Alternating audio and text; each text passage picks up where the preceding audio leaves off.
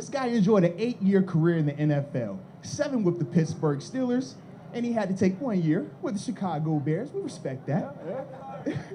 But during that time, it was the NFC, right? yes, Not yes, the AFC. I appreciate that You the had to most. go on the NFC side. Yes. Now, during his career, he had over 3,100 career rushing yards, 21 rushing touchdowns, 254 receptions, along with over 2,100 receiving yards and 13 touchdowns. Now, in the 1987 draft, he was selected in the 10th round, 261st selection out of Idaho State University to your Pittsburgh Steelers, might I add. Absolutely. Definitely a steal. To my favorite team, by the way. Yes. As a There we kid. go. Author and former ESPN football analyst and sideline reporter, number 33, Merril Hoge. The black and gold is alive. I love it, man. Arthur, thank you. That's very nice of you. Very kind. No, thank you, man. Funny thing, I remember watching you while you were working on ESPN when I was growing up. Big fan. Yes, indeed. Yes, indeed. I want to aid you, though, so that's the big part That's right all there. right. It's okay. I'd rather be remembered than forgotten, Arthur. Hey, so you bring up a good point. You're okay. You can remember way back then. I'd appreciate it. I like it. Now, at the beginning of your career, 4 of your first 5 seasons, you led the Steelers in rushing and receiving yards. And even in your 3rd season here, you set a record for receptions as a running back. Right. Now, in the NFL, most rookies come in and they struggle. They have a little bit of a learning curve, but for you, it was a little bit different. Just talk about why you were able to come in and be so successful so early in your career. Well, I actually was lucky. There's probably a few names I'm going to tell you that you probably, if you follow the NFL, you'll probably be familiar with. Marvin Lewis was the head coach for the Bengals for years and years and years. Well, he was actually my linebacker coach at Idaho State when I went there. There's a guy named Dirk Cutter who coached in this league for a long, long time. He was head coach for the Tampa Bay Buccaneers for about 4 or 5 years. He was my high school coach. So I played in a conference that is called the Big Sky. Now, the Big Sky, most people don't know of that, haven't heard of it, but there's a lot of great coaches that have come out of that area from the West. Well, the Big Sky was the only conference in the country that ran pro-style systems. Everybody ran pro-style systems. Like, I played tailback, fullback. I played in the slot. We had 5 wide receivers. We have empty looks. We had pass protections. We had run routes. Well, if you think of college football back then, Oklahoma was running the wishbone. Alabama, Florida, all running the football. Nobody threw the football. Nobody. Aside from the Big Sky way back in the West. So when I got drafted to come here, one of the hardest things for most running backs at that time was adapting to the sophistication of the National Football League with all your pass protections, how you have to run routes, and all the schematic things. In fact, we drafted Tim Worley, who about the 3rd round, my 2nd or 3rd year, who was the 1st round draft pick from Georgia, who was considered better than Herschel Walker. When he got here, we were talking about pass protection. He actually raised his hand. He's like, I never done that. Like, we got to run a route. He goes, I never done that. So my point is, when I got here, I had done all of that. So a lot of these backs that came in struggled with that. And they give you, in the National Football League, they give you about a month to 6 weeks to figure it out. If you can't figure it out, then they're just like, we'll get somebody else. They get rid of people. So that helped me. That helped me that I knew what I was doing on the offense really quick. I picked it up quick. And I knew how, and I could play football. I mean, the one thing that I loved about Chuck Noll, everybody's heard of the combine, right? Okay, well, he said, here's what I think about the combine. Nobody's running around in their underwear when we go out and play. Okay, you got to hit people, take people on. So we'll find out who's the biggest, strongest, fastest in the weight room and out on the track, and then I'm going to find out who's the best football player, and that's who I'm going to keep. So as soon as I heard that, I'm like, I got a shot. I like it. I got a shot. Absolutely. And speaking of Coach Noll, that goes to my next question, because during your career here, you played for not 1 but 2 Hall of Fame coaches in Coach Chuck Noll and Coach Bill Cowell. Absolutely, absolutely. But with that being the case, though, talk about what that experience was like with both of those coaches and anything you've taken away from both of them. Well, you know what's funny? We're going to kind of experience something today that was similar to what happened when Chuck Noll when Chuck Noll retired. I played for Chuck Noll for 5 years. He's the greatest man I've ever met. Not just the greatest coach, he was the greatest man. Give it up for Coach Noll. Give it up for him. He was a great teacher, and he's a great leader of men, and he developed people. And when Bill Cowher came in, everybody in that room, our first meeting, all of us, before we went to the meeting, we were all like, man, I'd hate to be him. Like, I don't know how this cat's going to do this, but I'd hate to be him. And I don't think you could have picked I don't know that anybody else would have been more perfect for that selection and how Bill came in, because Bill didn't try to be Chuck Noll. He respected Chuck Noll, admired that, but then he had a way about doing it. He was going to do it his way, and he first sold us with his words, and then he bought us in with his words. He sold us with his action. He'd tell us a bunch of stuff, but he lived up to it. So they did it differently, but they were both Hall of Famers. They were terrific leaders. Well, this is probably Ben's last game here in this stadium. When he leaves, it's almost the equivalent of Chuck Noll leaving an organization. That's the impact that it's going to have. Now, can you be lucky enough to find a Bill Cowher? I don't know. That's a hard thing to do. If there's an organization that could do it, it would be this one. But that's going to be the task that they have at hand. I mean, because once Ben walks away, that's the equivalent of a Chuck Noll, and now to try to find a Bill Cowher will be the next step. No, I already know. It ain't me. I can give you that one. That's a definite no. So with that being said, though, Merril, I want to bounce back a little bit. Talk about your senior year of high school, recruitment process, and ultimately why you decided to go to Idaho State versus some other colleges. Arthur, this is really quick. I didn't decide to go to Idaho State. I had one scholarship offer, and I wasn't even their first selection. So as soon as they gave me the offer, I took it. Now, I mentioned Dirk Cutter. He was actually my high school coach. His dad ends up being the head coach at the college, and he talks his dad into giving me a scholarship. Or I never would have got a scholarship because I got hurt my sophomore year, I got hurt my junior year, and I really just played. Actually, I got hurt the end of my senior year, too. So I was lucky to get a scholarship, but if it's not for Dirk talking his dad into it, I probably don't get a shot. That is crazy, man. Yeah. Crazy. And for those that don't know, we are in here with Merril Hoge, Steelers legend, in the Unibet tent. If you want to join us inside, open up your phone, download the Unibet app, and then you can join us in here where it's nice and warm. Now, as crazy as it was in terms of how you got to Idaho State, when you got there, you were very successful. Not only setting records for the school, but also for the conference, the Big Sky, all right? But with that being the case, talk about your NFL draft experience. Did you expect to go when you went? Did you think you would go earlier because of the success that you had while you were at Idaho State? Well, now I did go to the combine when I was a senior. I went to Indianapolis, so when you go there, it doesn't mean you're going to get drafted, but you're considered to be, one of 225 of the best college players in the country, and at that time, about 300 got drafted. So I clearly believed I'd get drafted. A lot of people projected I'd get drafted between the 1st and 5th round. Now, I'm glad they don't have footage from the 1987 Combine, because if they ever wanted to show the worst performance in the history of the Combine, it would be me. I'd gotten the flu the night, 2 days before. I'd lost like 15 pounds. I actually spent more time putting together the medications from my doctor so I could hand them in, because we got drug tested, and some of the medication I was taking could be dealt as a positive for enhancing drugs and stuff. So I spent more time doing that. I came in, I was an absolute train wreck. I was sick. I didn't do anything well in the combine, quite honestly, other than my hamstrings. I had good hamstrings. I stretched well. That's the only thing I did well. So at the end of the combine, teams come back and work you out that are interested in you.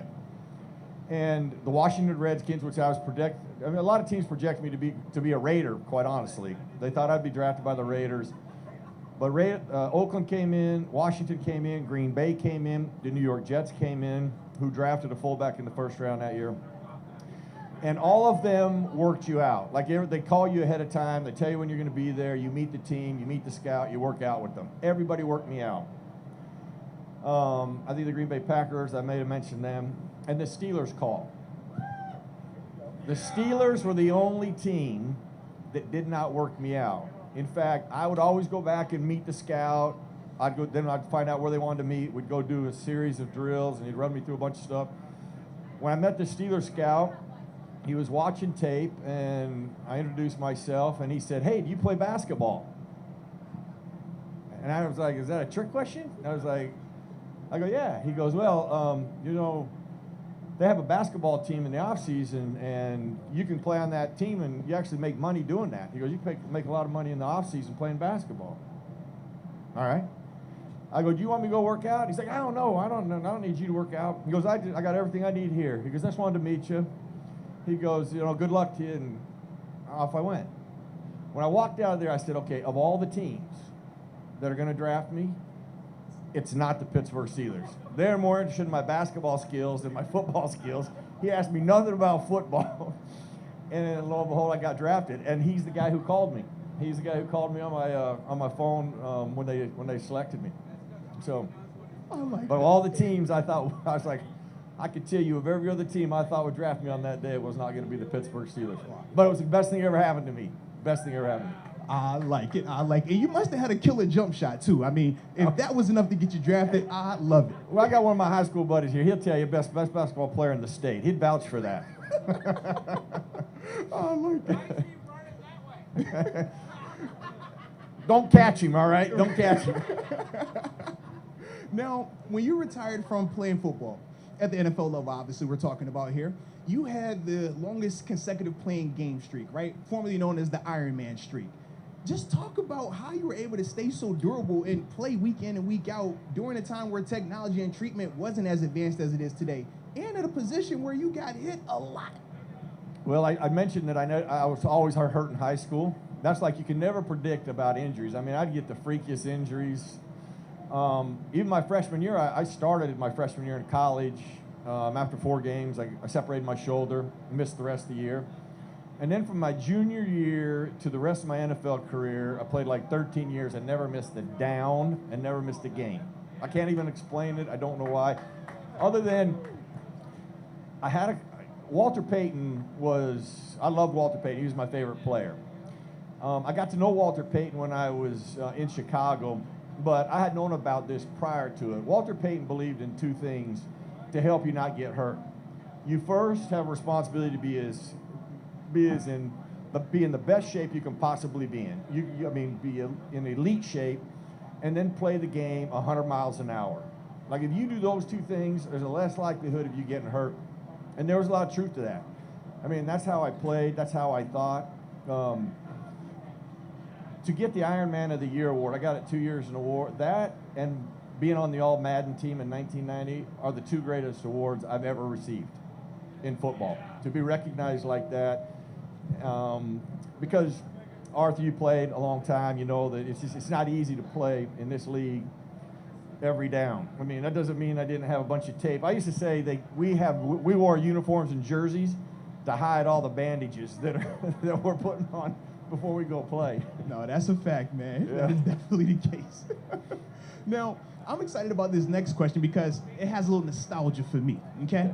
I want to talk to you about your time at ESPN because when I was growing up, the 2 things I could count on when I would watch you was, number 1, great football analysis, but number 2, your shirt and tie game was elite. I don't think anyone had better dress clothes than you while you were at ESPN.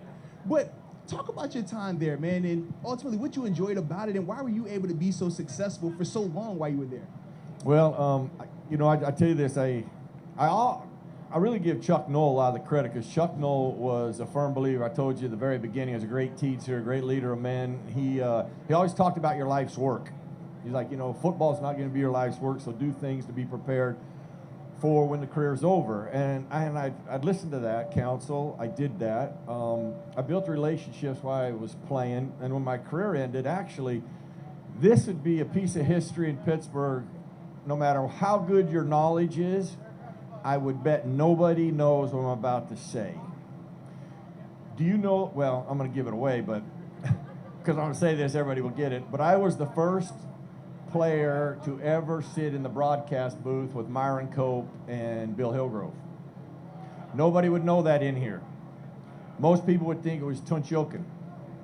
Tunchilkin actually replaced me. I was there. Now the reason, I don't blame you, the reason you didn't know, because here was my role. This is actually true. I wish I'd have kept the paperwork to verify this. When we first were doing, well, we'd been doing it for about a month, and we weren't meshing together as a group. So they brought us in, they defined our roles. Bill Hillgrove's role was going to be play-by-play. He was going to set up the play like he's always done, and Myron Cope was going to add color to that play like he's always done. Merril will speak when spoken to. True story. And I was excited about that because I didn't get to talk when I was in the booth, so I was like, well, now I get to talk. But it lasted for about a year and a half because I helped launch ESPN2 at the time. And they had an opening on the NFL side about halfway through my second season, and so I left the broadcast booth here and went to ESPN full-time. And I took everything that I had actually learned as a player to be prepared. You know, being prepared is vital in anything that you do in life. And I had great people, too. Ron Jaworski was the best, the most talented. He was the most prepared that I ever worked with. And I realized after doing one show with him, and I was there for almost a little over 20 years, I knew this. I better never sit on the set with that guy and not be prepared. And so that set my standard. I worked with great people. I mean, Mark Malone, who was my quarterback when I first got here, he hosted that show. Stuart Scott had just been hired at ESPN, and Stuart and I were dear friends, and I learned a lot from Stuart. And then I just had a lot of great friends, a lot of people that helped me and challenged me and taught me a lot of things that helped me in that industry when I knew nothing about it. I mean, trying to read teleprompter and some things I did. Like, here's another history for you from an ESPN perspective that nobody would get. Fantasy football launched on ESPN around 15, 16 years ago. The first host of that show was me. I hosted the show for 2 years when we launched fantasy football at ESPN. So I was fortunate that I got to work with a lot of great people, and I was taught how to be prepared in life's work from Chuck Noll. Coach Noll, man, a great man, absolutely. He's coming back. Non-Hodgkin lymphoma, just a form of cancer for those that aren't aware. Just talk about what that experience was like for you, your journey, and ultimately your motivation through your treatments and things. Yeah, you know, Valentine's Day is different for me now than it was 18 years ago. When I was diagnosed with cancer, I can just tell you this, I call it the dark days of diagnosis, because when you hear that, prior to hearing that, I had heard of other people having cancer, and I used to think, man, I'll never have to worry about that. I'll never have cancer. There was nothing genetically in my family that said we had a history of it. So I always felt I would never have that. And I always thought, you know, I'll never be able to handle that. Like, that would be overwhelming to me. That would be so overcoming that I wouldn't even be able to handle something like that. But I don't got to worry about that. About a year later, after maybe actually having that thought process, I get diagnosed with it. And that's when you really find out about who you are, you know, and how you really will handle things, is when it's truly there and you're faced with it. But I had a couple things going for me that worked for me. I first had great care here in Pittsburgh. I mean, Stan Marks and the Hillman Cancer Institute, you know, had really done their part. And then I had a responsibility in my treatment aspect of, I've always invested in my health. I've always thought that was the one thing I controlled and I could use if I ever needed it. And it was one of those moments where I needed it, and I cashed in on that investment, and it helped. It helped me. It helped me save my life, and I have a perspective now, though, that I didn't have before. I always think in a lot of terms like all the things I'd have missed. You know, my kids were 7 and 9 at the time. They're now 20, help me, babe, 26, 25. They're in that category. I'm trying to add like 18 years onto other lives. But then I'd have missed experiences like this. I mean that in a genuine way. I would have missed experiences like this. And I love this opportunity. I love Steeler Nation. I say I got lucky to get drafted here. I do love the Steeler fan. There's something special about them and Steeler Nation and I don't say that, I mean, in a biased way. I've been across the National Football League for almost 30 years, going to every environment you can go through. I have stuff to compare it to. It isn't like I've just been here and I go, I'm brainwashed into Steelers the best. I've been everywhere. I've seen it. I've had Ron Jaworski, who would never admit that the Pittsburgh Steelers are the greatest fans in football, in a corner where nobody could hear him, and he would never admit that now, but he admitted that. And when you go across, people will say, other players will say, man, the Steeler fans are the best fans there is. There we go. I agree with you on that as well. A little bit about both of those books and the inspiration behind them as well. Well, I will tell you this: this should give hope to everybody. If I can write 2 books, anybody can write a book, because that should give everybody hope right there. The book Find a Way actually got inspired when I was going through chemotherapy. I was in my chemotherapy chair. I was telling a good friend of mine, Charlie LaValle, who really helped with the first, establish the Caring Place. If you've ever heard of the Caring Place that is here locally, it's the foundation I'm the chairman of. That has enormous history actually. That whole thing started actually when all the steel mills shut down here in Pittsburgh, and how that evolved was from the community and the Steelers and Highmark that was giving back to the community in Pittsburgh because they needed to raise money for uninsured children of Western Pennsylvania. So, that whole thing started there. And I was just telling him about how Find a Way has inspired me to take action in all my circumstances. And he was like, well, you know what, you need to write a book on that. And I said, Charlie, if I survive, I'll write your book. So a year after I had survived, he called me up. He said, you remember that promise? I said, well, what promise? Because, listen, writing a book's not easy, though. I would say, it's really not. It's not easy. But I ended up writing it that way. And then Brainwash, that's why I wrote the first one. And then when my career ended because of improper care of head trauma. And this is actually a subject I'm sensitive to because I'm passionate about it. And it's actually extremely relevant today. Everybody has seen Antonio Brown and his behavior. Okay, well, now, people who are uninformed and uneducated, and they're usually in the media or they're trolling on the social medias, are saying that, it's because he played football and he had a concussion. That has absolutely nothing to do with his behavior. When you think about the history here in Pittsburgh, even this starts with Mike Webster. The scientific definition of the pattern CTE is a thing that is in an observation state. They know, so that when you hear it's in an observation state, that means they know absolutely nothing about it, which is still true to this day. People have that exact same pattern who never played sports. People have that same pattern who have passed on, who are only 3 years old or 5 years old. It has only one thing associated with football, and that's an association. Football doesn't cause it. There's no scientific evidence to back that one bit. Mike Webster did not die of CTE, even though most people do think that. What did Mike Webster die of? Most people don't even know. He died of heart failure. He had a stent in his heart. He had heart failure.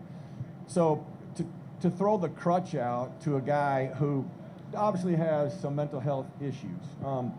Now, there's a bunch of parts of that. I've always felt that when my career ended, I went through depression. I know what going into counseling and not having a purpose and your life looking like it is a train wreck. I have been there.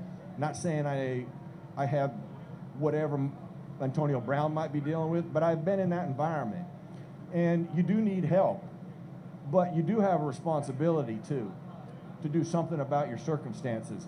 You can only help people that really want to help themselves, and if you can't get that, then it's really going to be an arduous process. He obviously has some mental health concerns, and sometimes people in that state, they don't see that responsibility aspect. So it's a real arduous task for them. But to sit there and say football caused that, or some CT is absolutely 100% grotesquely incompetence to say that. It's nothing to do with it. Absolutely nothing to do with it. Now, does he have some issues that need help? Absolutely, he does. And to get them would be ideal for him. And one of them is quit rewarding the behavior. Teams sign you, you're rewarding that behavior. And you're just saying, we're going to keep tolerating it. So hopefully he can get some help, and the right thing will happen for him now. But that's actually why I wrote that book, because that really moved. Once I understood the scientific facts, this wasn't guesswork. I had a 3-board certified forensic professor who helped me, who ironically was a professor at the University of Boston who helped me understand all the scientific literature. When you think of what Boston University actually does say on this subject, these are people with doctors, MDs on the end of that.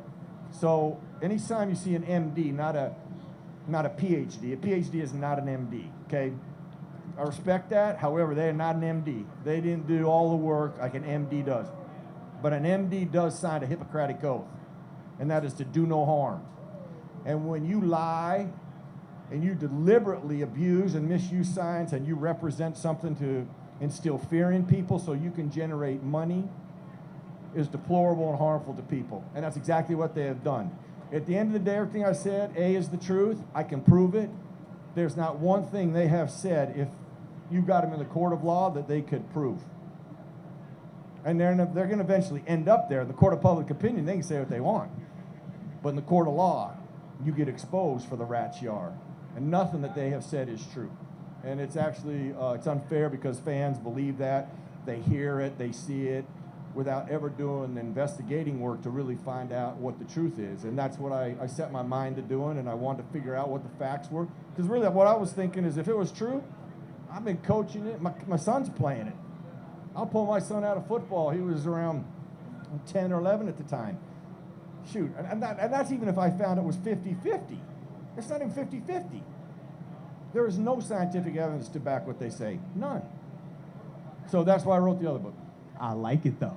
And I'm glad you wrote that. And I'm glad you did the research, because guys like me and our younger generation, we need this type of information. So we greatly appreciate you. We are going to have to get ready to wrap it up, because we do got a game we have to get ready for. I don't know if y'all are excited, but I'm pretty hype about tonight.